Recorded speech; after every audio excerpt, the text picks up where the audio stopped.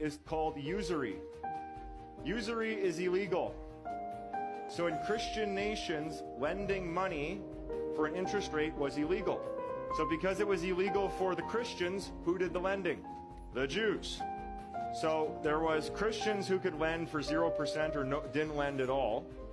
And then these people called the Jews would come over and start lending money. They would start charging money. And in a couple generations, guess what would happen to the economy? The Jews owned everything. And then guess what the king did? Rounded them up and threw them out of the country. Then they go to the next country, and what would they do? Same thing. And what would that king do? Round them up, kick them out of the country. This went on for thousands of years.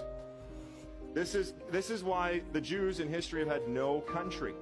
Because the king would have, they would say no usury, no money lending, and they would start the money lending, they would start the central bank to compete with the king would kick them out. They go to the next country, do it again. So this has happened over and over and over again because this quote right here from Napoleon, he would show the compound interest tables, and he said in a very short amount of time, compound interest would eat up every piece of property in France.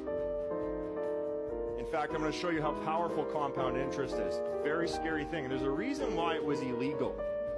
Illegal in the Christian nations and the Christian philosophy, because it would literally enslave people.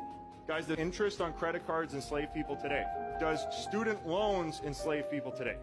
We no longer have forced slavery. We have debt slavery now. It is no longer forced slavery.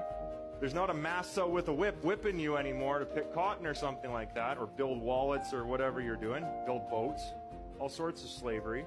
We now have debt slavery, where somebody prints money and you now have to pay the money back plus interest.